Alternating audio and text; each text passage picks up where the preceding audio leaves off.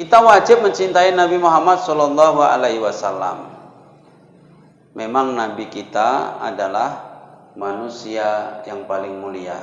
Selain Nabi kita adalah yang memberi syafaat kita nanti di hari kiamat. Kita harapkan syafaatnya juga adalah panutan suri teladan bagi kita semua. Allah katakan, in kuntum tuhibbunallaha fattabi'uni yuhibbukumullah wa yaghfir lakum dzunubakum.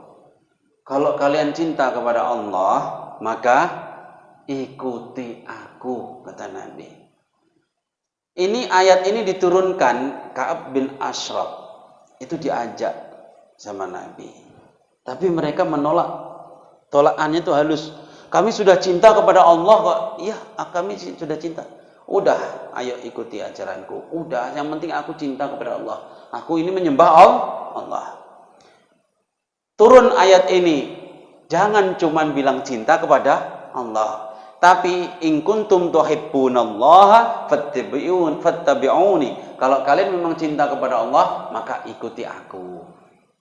Katakan wahai Muhammad, kul, katakan in kuntum, jika kalian semua tuhibbunallaha, mencintai Allah, fattabi'uni, ikuti aku.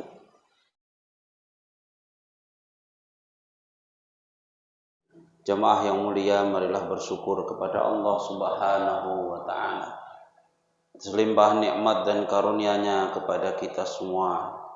Pada malam hari ini masih bisa melaksanakan agenda rutin kita, pengajian malam Rabu dalam keadaan sehat walafiat.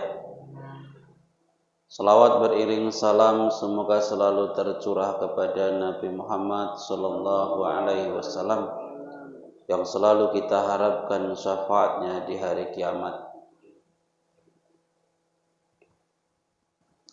Jemaah yang mulia, malam ini tanggal 11 Oktober atau tanggal, kalau Maulid Nabi hari Sabtu, berarti sekarang tanggal berapa? Rabiul Awal. Tanggal 16. 15 malam 16. Tapi rasanya ini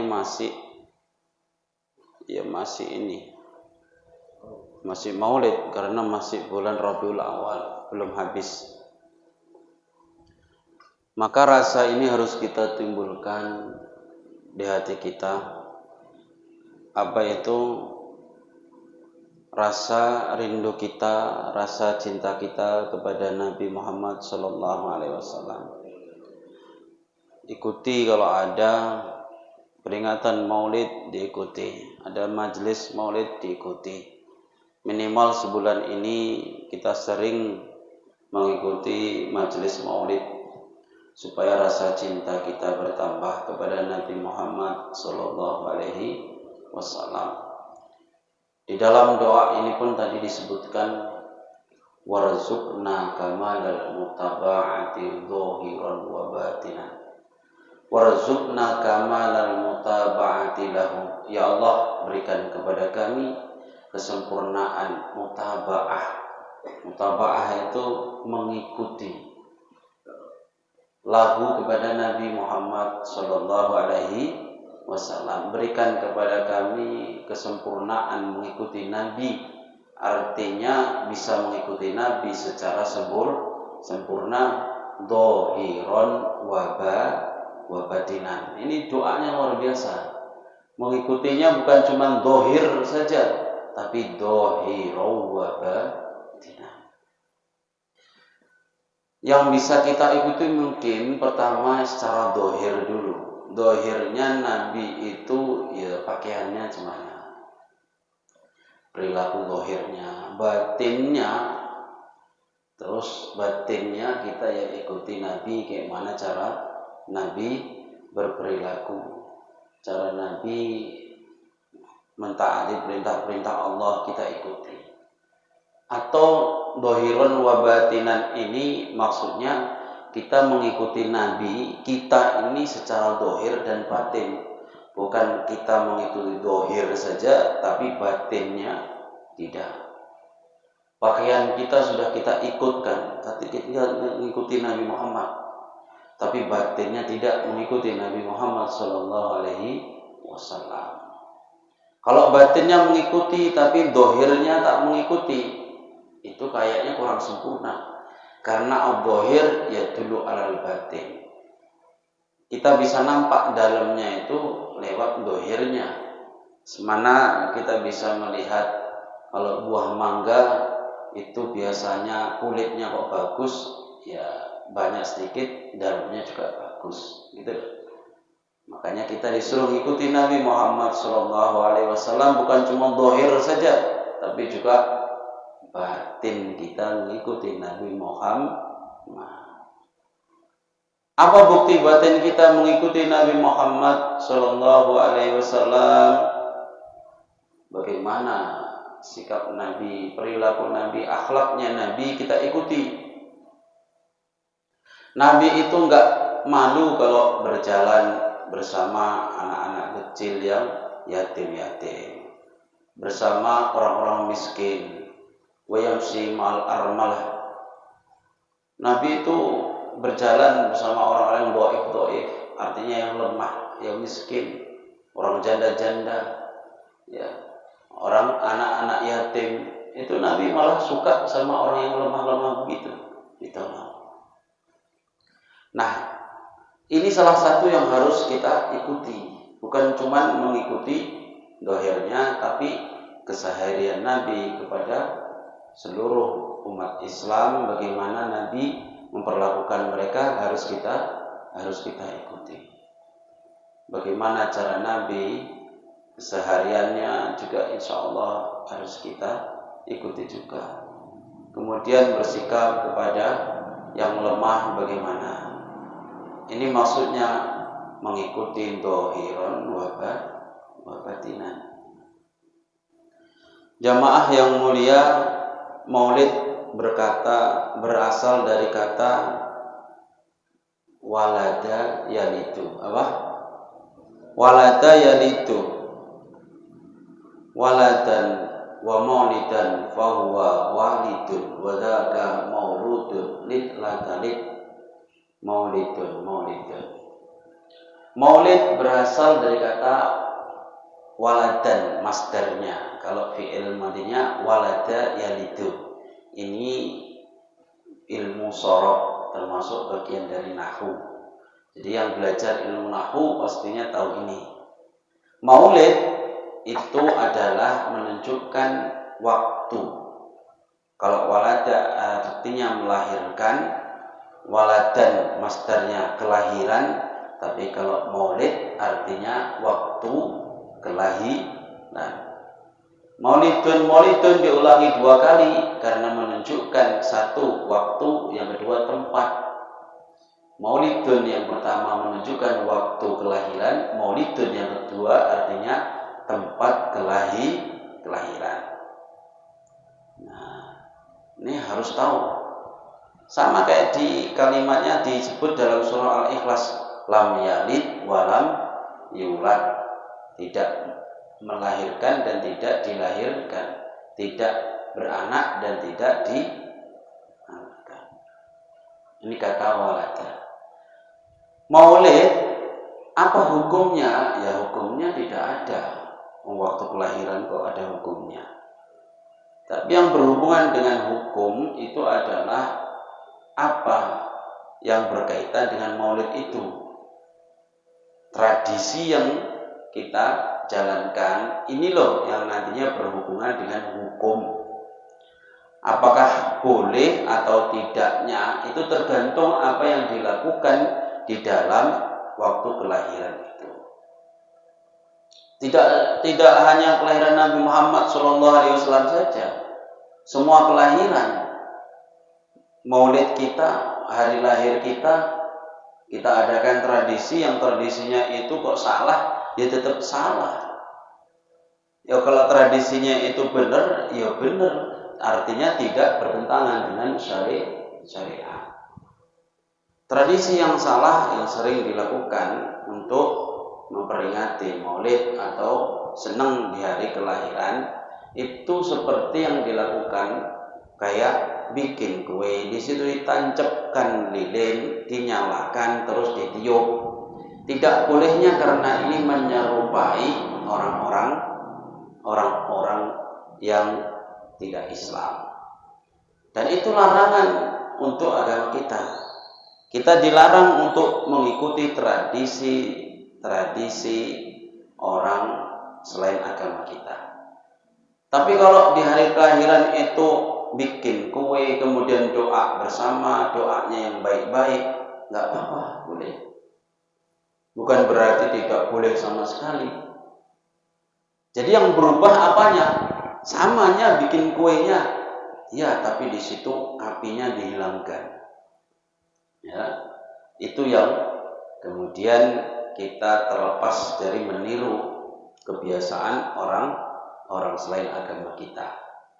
Nah, Maulid Nabi Muhammad SAW di situ diisi dengan mau'idhah hasanah, pembacaan Al-Quran, bacaan solawat supaya menumbuhkan kecintaan, kerinduan kepada Nabi Muhammad SAW.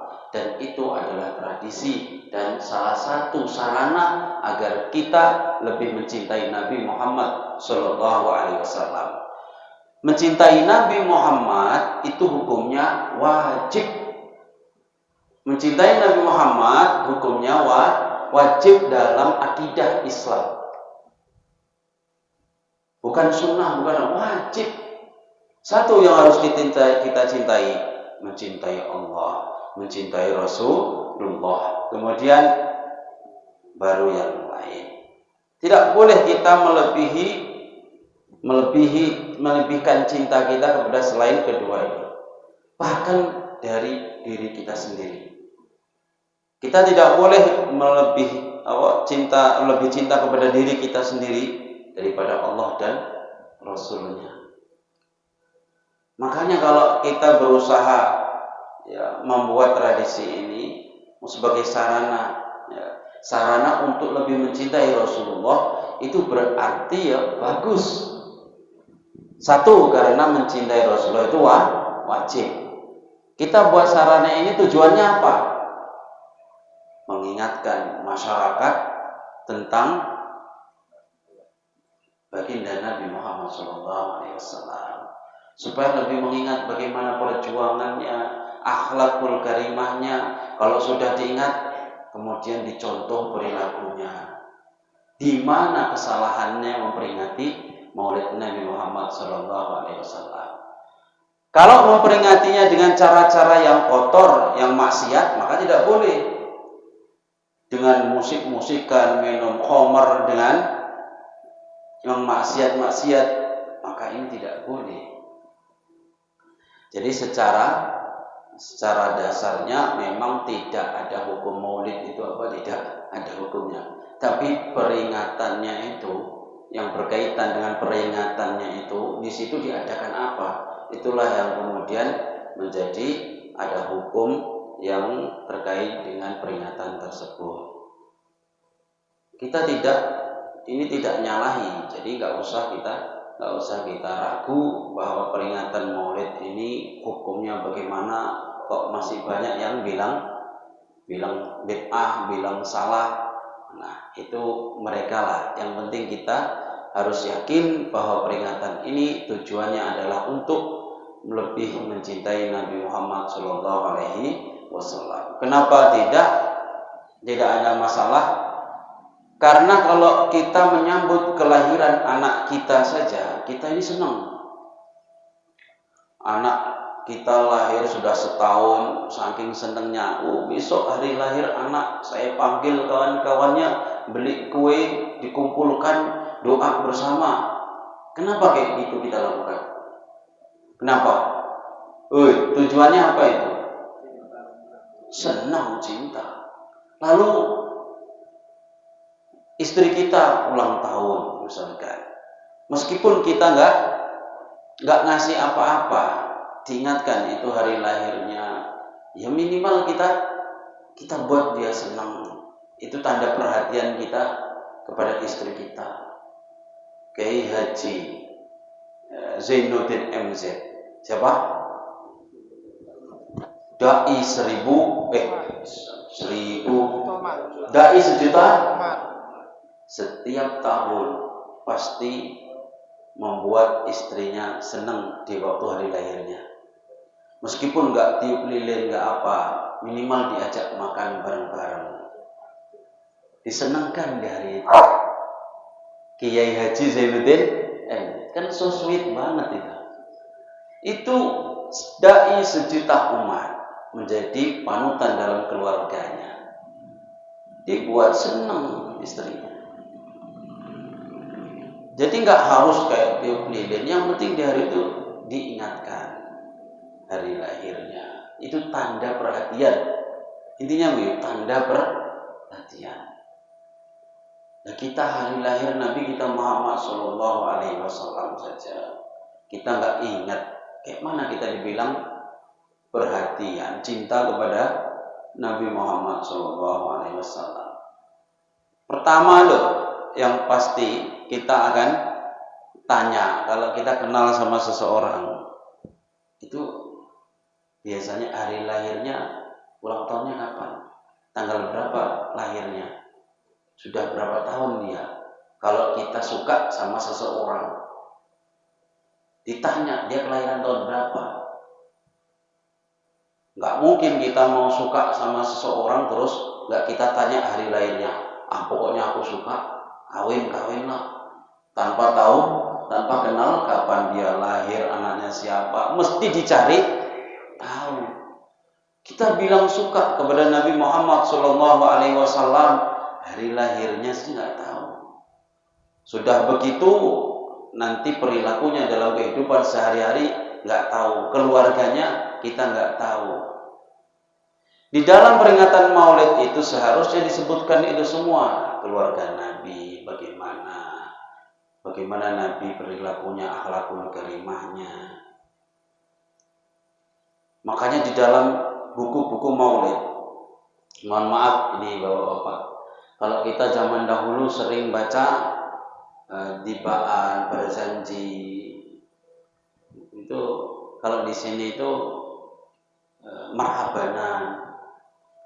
Itu yang dibaca itu adalah kisah sejarah Nabi Muhammad. Abdadi'ul imla bismi dzatil aliyah mustadirun faidul barakati ala ma analah wa aula. Itu adalah Maulid berjanji.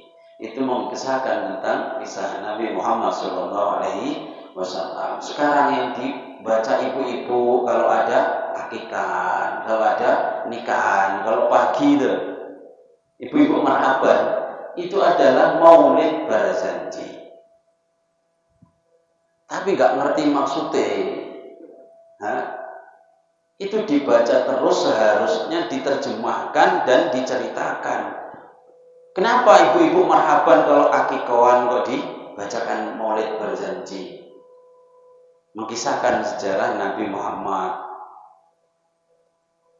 Dan di dalam dunia ulama Ahlus Sunnah wal Jamaah itu bukan cuma Maulid berjanji saja, tapi sejarah kehidupan ulama-ulama besar itu juga ditulis oleh ulama-ulama, kemudian dibacakan, diajarkan kepada santri-santri, diajarkan kepada murid-murid. Tujuannya apa? Memotivasi mereka supaya mau mencontoh kepada sang tokoh yang diceritakan itu.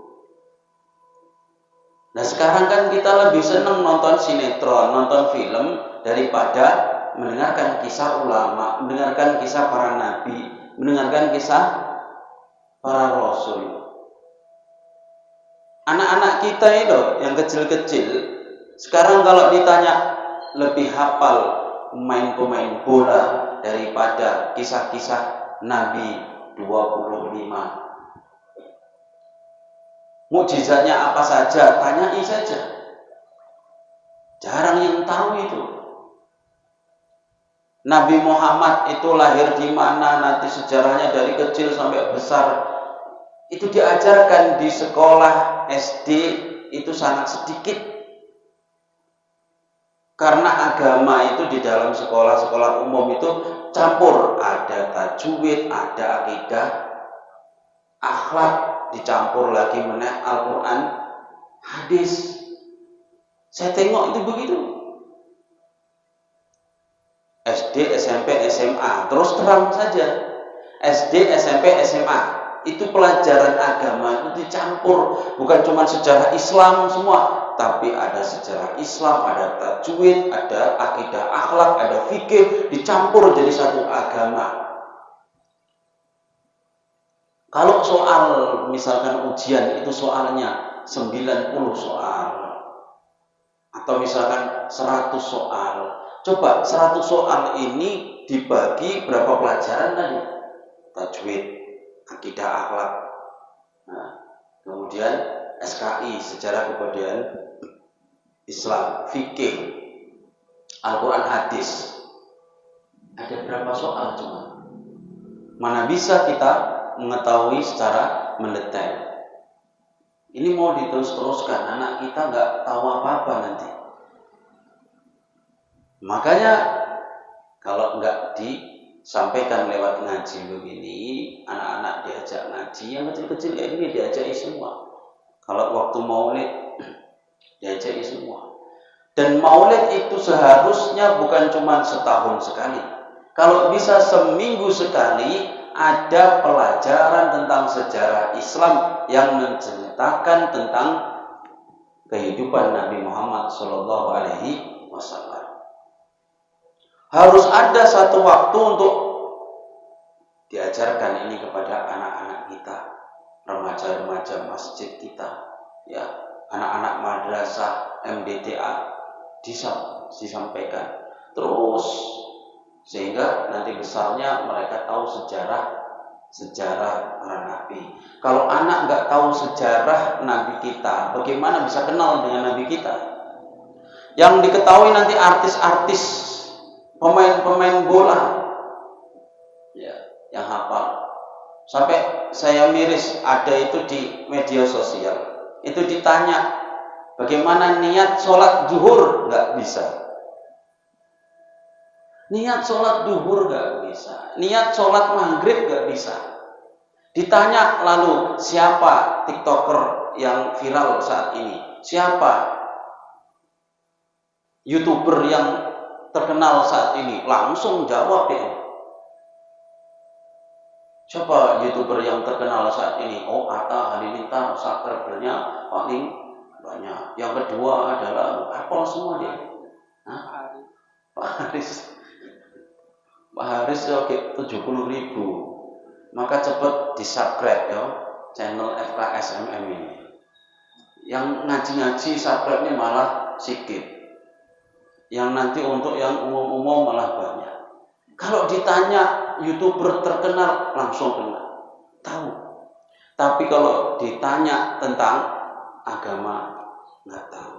Itu anak masih usia SMP, sudah nggak bisa doa niat apa? Sholat. Niat sholat yang satu hari seharusnya dilakukan 5 kali saja tidak tahu. Bagaimana dengan yang niat sholat jamak qashar, niat sholat istisqa, niat sholat duha, niat sholat yang lain-lain? Kalau nggak belajar, sholat 5 waktu niatnya gak iso. Niat wudhu piye meneh? Kalau niat-niat sholat yang 5 waktu saja sudah tidak tahu, bagaimana dengan niat sholat-sholat yang lain? Maka ini ketika melihat itu saya miris, ya Allah, cemana lah anak-anak ini. Sekitar saya tengok itu madrasah-madrasah sore, tempat-tempat ngaji, itu ngajinya Al-Quran saja saya tengok. Pesantren-pesantren pun kalau nanti misalkan ada, itu nggak bisa semua anak-anak yang nggak mampu-mampu bisa masuk. Sekeliling saya tengoki di tempat ngaji, tapi ngaji Quran tok, nggak diajarkan di situ cara sholat, nggak diajarkan situ tauhid, nggak diajarkan situ tarikh Islam, ya. Dari situ kemudian saya pun tergerak. Kenapa kok pondok-pondok pesantren di sini kok nggak mau menerima anak murid yang pulang pergi biar bisa ngaji sama mendapatkan pelajaran kayak anak yang mondok meskipun nggak bayar seperti anak yang mondok? Bukankah pesantren itu seharusnya tempat mambaul ulum, tempat tumbuhnya ilmu agama? Ya kalau dibatasi cuman yang mampu membayar saja, kemudian yang anak yang di luar sekelilingnya gak bisa ngaji di situ, saya rasa peran dari pesantren untuk menyebarkan agama ini sangat kurang. Jadi kalau bisa pesantren-pesantren itu meskipun menerima yang nginep juga yang sekeliling itu yang mau ngaji itu ya mbok ya diterima gitu lah. Jadi manfaatnya itu lebih luas. Ini mohon maaf bukan saya membandingkan. Di Jawa itu kalau ada pesantren, itu sekeliling satu kampung, semakin besar pesantrennya, satu kampung itu menjadi religius. Satu kampung itu menjadi kampung santri, kota santri. Sampai ada bilang kota santri. Seperti di Temboro itu bagaimana? Semua sekeliling menjadi seakan-akan kota santri.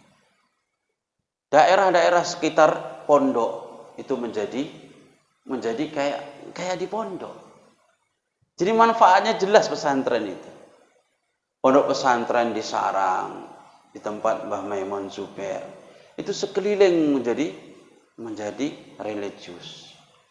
Di Malang, di Lamongan ada pondok Sunan Derajat, itu 12.000 santrinya. Satu kampung itu semua bagus jadinya. Ada pondok pesantren kok puluhan tahun, tapi sekelilingnya masih banyak di situ orang-orang yang nggak ngerti agama. Ini miris. Di mana peran pesantren? Boleh dipager, boleh. Tapi kalau ada anak-anak sekeliling yang nggak mampu, yang bisanya pulang pergi, kalau bisa dikasih. Atau kalau nggak bisa campur, minimal dikasih fasilitas agar mereka mendapatkan pendidikan pondok pesantren yang sama. Saya mau bikin kayak gitu, saya pengen sekali. Makanya saya undang anak-anak sekitar itu, ayo ngaji. Yang nggak mau nginep nggak apa-apa, yang penting ngaji. Yang sekolah umum silakan sore ngaji. Karena apa? Agama ini kalau nggak dimudahkan untuk penyampaiannya di zaman akhir kayak gini, kok masih dipersulit, harus daftar, harus nginep, kalau nggak daftar nggak nginep nggak boleh.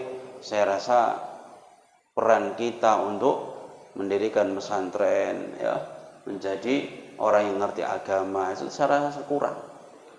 Nah, nanti puluhan tahun ada pondok tapi sekelilingnya mau ngaji saja nggak bisa. Kita buka seperti itu pun belum tentu orang yang sekeliling itu mau ngaji. Ini saya rasakan sendiri. Sudah saya buka, ayo ngaji. Ya, ngaji. Yang nggak bisa nginep nggak apa-apa, yang penting sore ngaji. Itu pun masih banyak yang nggak mau ngaji. Apalagi terus dibatasi, kalau nggak nginep nggak boleh ngaji. Pasti ya malah ini. Nah, ini kendala kita di akhir zaman itu begitu. Karena apa? Di luar itu tantangan kita menghadapi ya zaman seperti ini itu banyak sekali. Kalau ilmu nggak dimurahkan, nggak ditawar-tawarkan, ya selesai kita, kalah kita. Di luar permainan, game-game sudah banyak sekali, PS lah, lapangan futsal lah, permainan-permainan sudah banyak sekali. Tempat main-main banyak sekali. Terus kita buka tempat belajar agama masih kita batas-batasi. Ya, makanya ini lain daripada yang lain. Saya buka, ini sekaligus saya promosi, terus terang. Saya buka tempat ngaji ini, pelajarannya saya kasih fikih, tauhid, tajwid, sama kayak di pondok. Kalaupun nggak bisa nginep, datang saja. Jauh-jauh terserah dari mana, datang saja, belajar. Nggak bisa nginep, nggak apa-apa. Yang mau nginep silakan. Supaya apa? Supaya semua mengenal dengan agama. Di akhir zaman ini kita harus banyak bekali anak-anak kita dengan agama. Ini saja untuk mengenal Nabi Muhammad. Ini baru nanti ada yang bilang, kita banting lama-lama ya. Ada yang bilang nanti, iki peringatan kayak gini itu bid'ah. Oh, orang sudah goyah semua, nggak mau memperingati. Loh, ini kan berarti sangat dangkal sekali. Sudah bertahun-tahun kita baca Maulid Barzanji, ya, ibu-ibu marhaban itu ya dibaca. Terus nanti ada yang bilang, datang orang baru kemudian bilang itu jangan dibikin, itu nggak pernah diajarkan.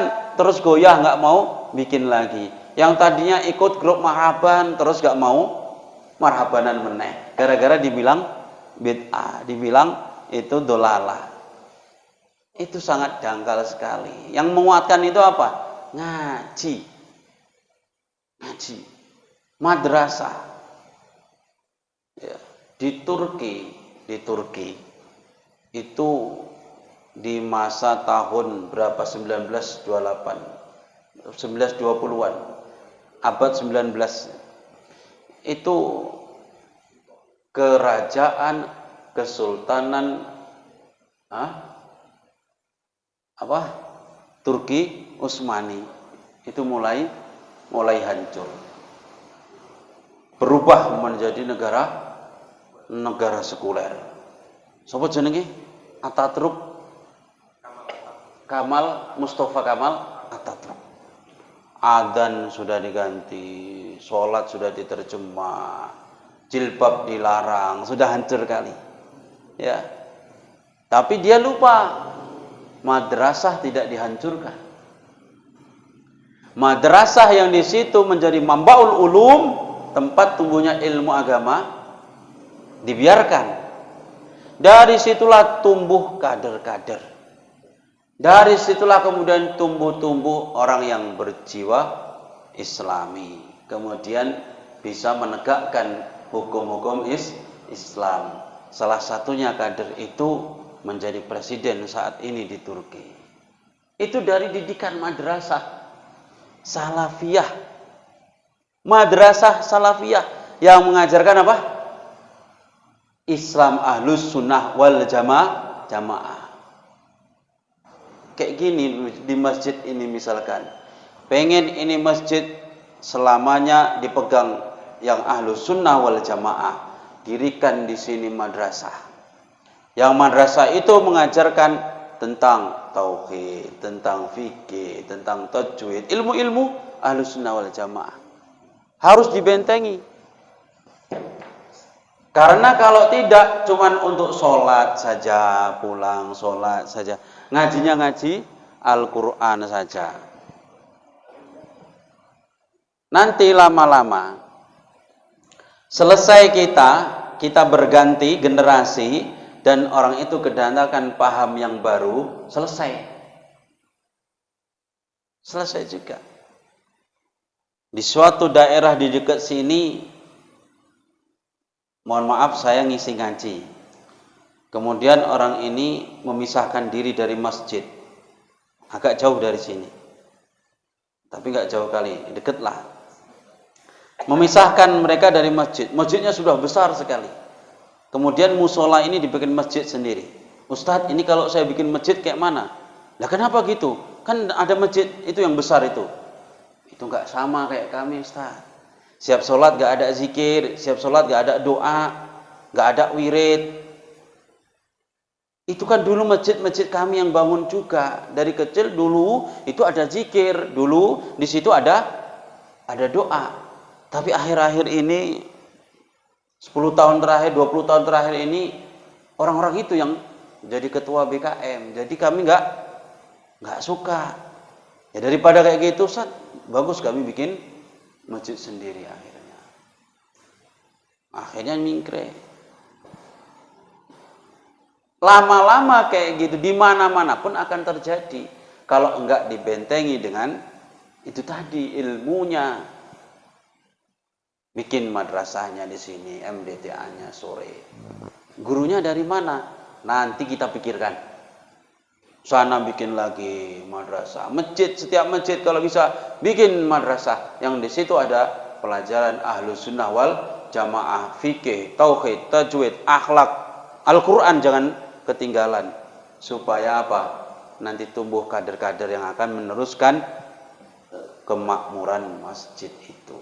Kita ini pasti akan berganti. Kita ini nggak akan lama.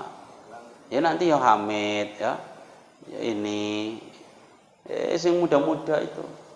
Kalau mereka nanti nggak tahu kedatangan yang baru nampaknya lebih berisi, berilmu, lulusan dari Timur Tengah, tapi mereka nggak mau kayak kita, selesai kita. Nah, ini harus belajar ilmu agama untuk mengawal cinta kita kepada Nabi Muhammad, untuk mengawal cinta kita kepada Allah Subhanahu wa taala. Cinta tanpa ilmu jangan dianggap itu cinta akan murni. Kayak manapun cinta itu butuh ilmu. Supaya kita nggak cinta buta. Kenapa kau mencintai dia? Iya pokoknya aku cinta. Iya betul, kamu cinta, tapi apa yang membuat kamu cinta? Kita wajib mencintai Nabi Muhammad Sallallahu Alaihi Wasallam. Memang Nabi kita adalah manusia yang paling mulia. Selain Nabi kita adalah yang memberi syafaat kita nanti di hari kiamat. Kita harapkan syafaatnya juga adalah panutan suri teladan bagi kita semua. Allah katakan, in kuntum tuhibbunallaha fattabi'uni yuhibbukumullah wa yaghfir lakum dzunubakum. Kalau kalian cinta kepada Allah, maka ikuti aku, kata Nabi. Ayat ini diturunkan Ka'ab bin Ashraf. Itu diajak sama Nabi. Tapi mereka menolak. Tolakannya itu halus. Kami sudah cinta kepada Allah kok. Iya, kami sudah cinta. Udah, ayo ikuti ajaranku. Udah, yang penting aku cinta kepada Allah. Aku ini menyembah Allah. Turun ayat ini. Jangan cuman bilang cinta kepada Allah. Tapi in kuntum tuhibbunallaha fattabi'uni. Kalau kalian memang cinta kepada Allah, maka ikuti aku. Katakan wahai Muhammad, kul, katakan in kuntum, jika kalian semua tuhibbunallaha, mencintai Allah, fattabi'uni, ikuti aku.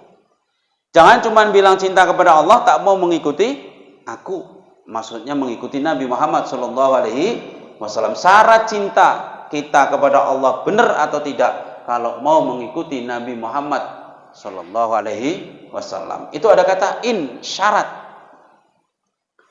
Syaratnya jika kalian cinta Allah, jawabnya fattabi'uni, maka ikuti aku, ikuti Nabi Muhammad. Kalau tidak mau mengikuti Nabi Muhammad, jangan bilang cinta kepada Allah. Sudah. Orang kok nggak mau mengikuti Nabi Muhammad. Tapi jangan gini ya. Jangan kalimat ini jangan kemudian membuat kita buta. Aku ini sudah mengikuti Nabi Muhammad sallallahu alaihi wasallam. Ingat, mengikuti Nabi Muhammad itu dengan banyak hal. Jangan kita merasa paling mengikuti Nabi Muhammad kemudian melihat orang lain yang belum sama seperti kita, tidak kita anggap dia mengikuti Nabi Muhammad. Ada orang belum bisa mengikuti Nabi dalam hal misalkan melakukan sunnah setiap harinya, tapi dia sudah berbuat baik kepada keluarganya dan akhlak menghadapi keluarganya sama seperti akhlaknya Nabi menghadapi keluarganya. Itu sudah mengikuti Nabi dalam hal memperlakukan keluarganya.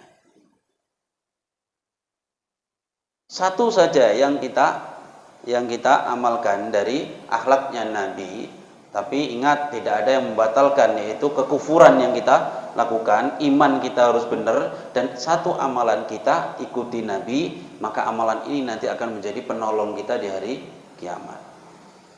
Kita melihat Nabi Muhammad ini sangat-sangat memuliakan orang-orang masakin, cinta kepada anak yatim. Meskipun pakaian kita kayak manapun, status kita, profesi kita apapun, itu kita amalkan. Dan niat mengikuti Nabi Muhammad itu juga sudah dibilang mengikuti Nabi Muhammad sallallahu alaihi wasallam. Ada orang pakaiannya biasa, meskipun enggak seperti pakaian Nabi misalkan, tapi nanti di dalam kerjaannya dia ini jujur seperti jujurnya Nabi ketika berdagang, membawa dagangannya Siti Khadijah dulu, meniru Nabi, niat mencontoh Nabi dalam hal kejujuran, sudah mengikuti akhlak Nabi. Tapi tetap kita harus berusaha mengikuti Nabi itu tadi, zahiron wa batinan. Zahirnya pakaian-pakaiannya, cara perilakunya mengikuti Nabi, juga dalam kesehariannya, batin kita juga mencintai Nabi Muhammad sallallahu alaihi wasallam. Kalau batin kita kurang karena kita kurang mengenal Nabi, batin kita kurang mencintai Nabi, itu dikarenakan satu, kurangnya ilmu kita, kurangnya kenalnya kita kepada Nabi Muhammad sallallahu alaihi wasallam. Kita kalau nggak mengenal seseorang, ya kita nggak bisa berbaik sangka. Belum kenal, wah asal apa, suuzon aja. Kenapa? Belum kenal sama orang itu. Coba kalau udah kenal, coba kenali dulu. Saya datang kepada saya, orang menjelek-jelekkan seseorang. Seorang ini kawan saya. Saya bilang, antum belum kenal sama kawan saya ini. Dia itu yang bantu pondok ini, dia itu yang begini, dia itu yang begini. Kalau yang kamu lihat itu yang jelek-jeleknya, ya pasti jelek. Diam dia terus. Karena dia belum tahu kebaikannya. Datang orang ngomongin orang lain di hadapan saya sebut kebaikan orang itu. Itulah cara ulama salaf untuk menyetop ghibah. Ya. Kalau datang orang kepada kita ngomongin orang lain di hadapan kita, sebut kebaikan orang yang diomong itu tadi. Itu salah satu untuk menyetop ghibah kita. Oh, semprol diajak ngomongin dia kok malah dibela. Pasti gitu. Ya. Capek kita dengeri. Kalau kita diem saja, kita dosa. Jangan anggap kita ini bijak. Ada orang ngomong kita dengeri. Kalau diajak ghibah, salah itu. Harus kita ingatkan. Caranya kayak mana? Itu orang itu baik, itu begini. Ya mungkin dia begini. Pokoknya kita harus berusaha agar nama dia itu tidak dijelekkan di hadapan kita. Ya. Tapi kalau misalkan ini membahas tentang bahayanya dia memang orang jahat yang perlu dijauhi, itu boleh. Ya, itu boleh.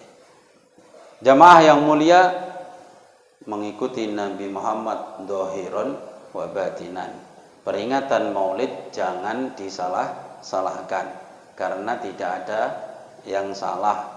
Kalau misalkan ada tradisi di dalam peringatan itu yang salah, hilangkan tradisi yang buruk itu. Kayak di Jawa, mohon maaf sekali, semoga tidak ditiru di sini. Itu ada joget-joget ala lagu India pas peringatan Maulid. Jogetnya lagunya Sarukan. Itu pas peringatan Maulid. Ada malah joget TikTok. Ini kerjaan panitia remaja yang supaya buat seru-seru. Tapi itu adalah sudah mencacati peringatan Maulid Nabi Muhammad SAW.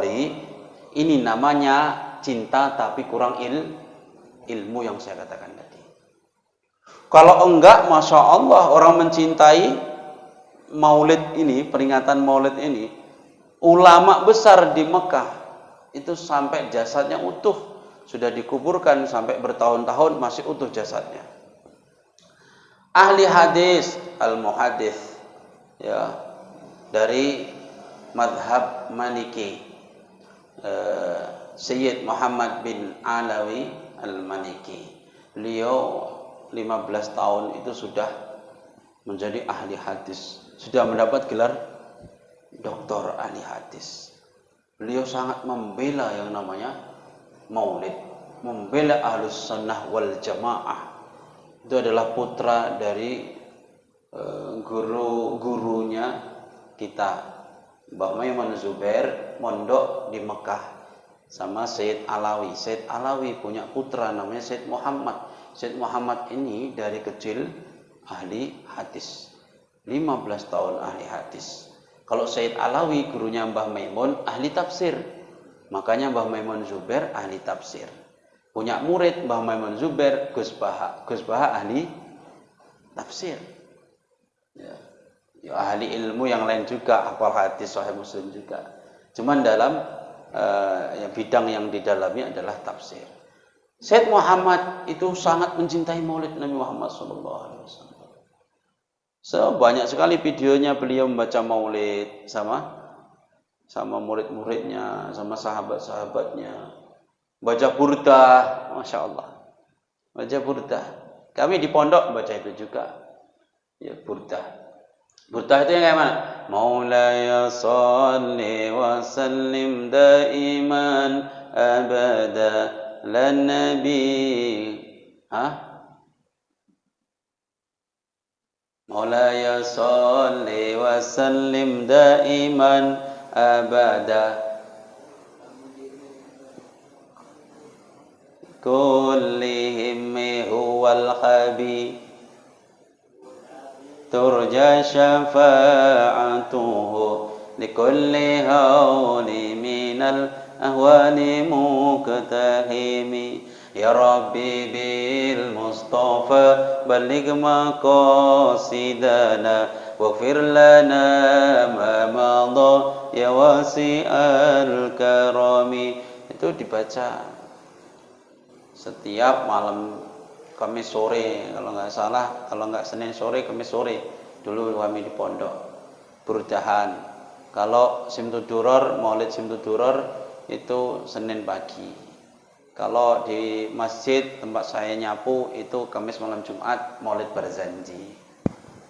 Di sini saja saya nggak kayak gitu-gitu. Di sini nggak ada yang kayak gitu. Nanti di pondok saya mulai insya Allah. Nanti datang waktu Maulid, seminggu sekali kita adakan. Kita undang ulama, kita undang para habaib supaya ada keberkahan di situ. Nah, ini cara-cara kita menumbuhkan cinta kepada Nabi Muhammad sallallahu alaihi wasallam. Kalau di Jawa peringatan Maulid itu meriah. Sholawatan itu Masya Allah, bikin panggung untuk sholawatan itu meriah sekali. Ya, sama di Aceh. Ya, ramai di Aceh. Ya ke panggung kok digawe konser-konser itu. Sound systemnya tuh Masya Allah. Kok gede-gede. Sekira di sini sampai sak Mencirim itu dengar semua. Di lapangan. Ya, yang datang bukan 100-200 orang. Ribuan yang datang. Apalagi kalau sudah yang datang kayak Habib Syekh, yang diundang kayak Habib Syekh, Habib Bidin, kayak Habib Anis Sahab, yang Mbak Maulid, itu sudah pasti ribuan yang datang. Jadi suasana Maulid, pembacaan Maulid itu benar-benar syahdu, benar-benar bikin orang itu semangat baca sholawat itu serius di sana. Sini sound system mas bunyi gerak-gerak mikir, aduh. Gimana mau semangat di bacaan sholawatnya? Ketua baru miknya nggak diganti ya Allah. Jadi ini sindiran juga ini ya, ganti ini kerak-kerek. Jadi ini yang harus kita tumbuhkan di bulan Rabiul Awal, kecintaan kita kepada Nabi Muhammad sallallahu alaihi wasallam. Jangan kita anggap ini biasa saja. Lewat bulan Rabiul Awal, sebelumnya belum kenal Nabi, lewat bulan Rabiul Awal nggak ada tambah kecintaan kita kepada Nabi, nggak ada terketuk hati kita untuk entah minimal meniru perilaku Nabi, tambahnya bacaan sholawat, atau seringnya mendatangi majelis maulid. Berarti kita lewat bulan Rabiul Awal ini nggak mendapatkan hikmah daripada bulan Rabiul Awal ini. Masya Allah. Dan ini harus dipaksa. Gak bisa kita mau peringatan maulid, mau mendatangi majelis maulid, gak dipaksa. Mendatangi tempat ngaji begini gak dipaksa, gak akan bisa. Kenapa? Karena pasti hawanya itu gak seneng. Enggak seneng apa meneh hujan-hujan ngene iki mau. Masyaallah. Lebih enak di rumah. Berat loh, ini datang ke pengajian berat. Datang ke maulid ini berat. Hawanya itu berat. Kenapa? Karena ibadah. Di situ surga. Taman surga loh itu ya. Tempat ngaji itu taman surga. Kata Nabi, kalau kalian melewati taman surga, singgah. Apa itu taman surga?